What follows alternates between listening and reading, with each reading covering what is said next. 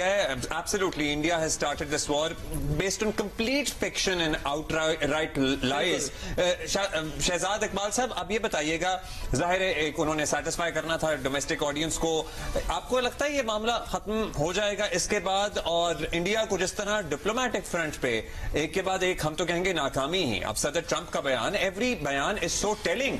India जो expect करता था कि ग्लोबल कम्युनिटी की तरफ से उसकी कोई हिमायत होगी, जो शायद माजी में हमने देखी भी है, इस मर्तबा नहीं मिली उसे हिमायत। जी बहुत शुक्रिया अब्दुल्ला और रहमा। बिल्कुल नहीं मिली।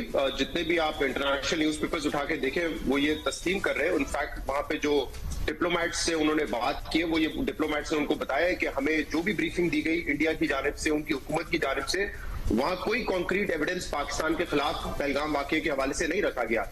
माजी के किस्से कहानियां सुना के बेसिस बनाने की कोशिश की गई, लेकिन इस वाकये के हवाले से कोई एविडेंस नहीं था। ये बेशतर जो डिप्लोमेट्स थे जिन्होंने न्यूयॉर्क टाइम्स से बात की, ब्लूमबर्ग से बात की, उन्होंने यही स्टोरी बताई है। लेकिन मेरे ख्याल से this was adding to India's frustration, क्योंकि वहां का मीडिया तो कह भी रहा था कि क्या वजह है कि दुनिया हमें सपोर्ट नहीं कर रही। जयशंकर जो है यूरोपियन ममालिक पर गुस्सा निकाल रहे थे, वो हमें सपोर्ट नहीं कर रहे। और इंटरेस्टिंगली जो जर्नलिस्ट यूरोप में थे वो ये कह रहे थे कि जब यूक्रेन और रशिया का मामला हुआ था तो इंडिया ने कहा कि हमारी तो जंग ही नहीं है, तो हम तो क्यों किसी की साइड लें। तो वो कह रहे थे कि अब इंडिया किस मुंह से दूसरों को कह रहा है कि आप इस पे साइड लें। तो पाकिस्तान के हवाले से जो वो एक बयानिया बनाना चाह रहे थे वो तो नहीं बना। लेकिन देखिए कल जो हुआ वो बहुत अनफॉर्चुनेट था। 26 लोगों की अमवात एक बड़ा नंबर है, लोग जख्मी हुए हैं। और सबसे जो खौफनाक बात मेरे लिए है वो ये कि इंडिया ने हमारे मेनलैंड सिटीज में अटैक किया है और वहां पे सिविलियंस को निशाना बनाया, मसाजिद को निशाना बनाया है। इसमें कोई शक नहीं है, पाकिस्तान ने जो इमीडिएट रिस्पॉन्स दिया है उसमें उनका हमने बहुत बड़ा नुकसान किया है।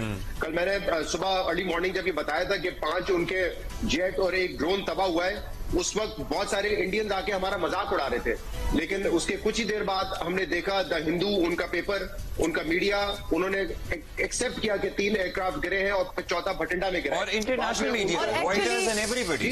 मैं उस पर आ रहा हूं, लेकिन हिंदू ने जो ये पहले रिपोर्ट किया उसके बाद उनको वो डिलीट करना पड़ा। लेकिन रॉयटर्स ने रिपोर्ट किया 3 जहाज के हवाले से, बीबीसी ने किया। तो बेशतर जो इंटरनेशनल पेपर्स है वो भी अब इस बात को कह रहे हैं कि उनके जहाज गिरे हैं। बट जो आपका सवाल है कि यहाँ से एग्रेशन मजीद आगे बढ़ेगा, क्या ये खत्म हो चुका है? देखिए इट्स टू अर्ली टू से, क्योंकि DGISPR की जो प्रेस कॉन्फ्रेंस थी सुबह, प्रेस ब्रीफिंग थी, वो जिस नोट पर खत्म हुई उस पे उन्होंने ये कहा है कि हम टाइम पे अपना जवाब उनको देंगे। तो उनके तो इस बयान से लगता है कि शायद अभी भी हमारी तरफ से किसी किस्म का एक्ट होगा।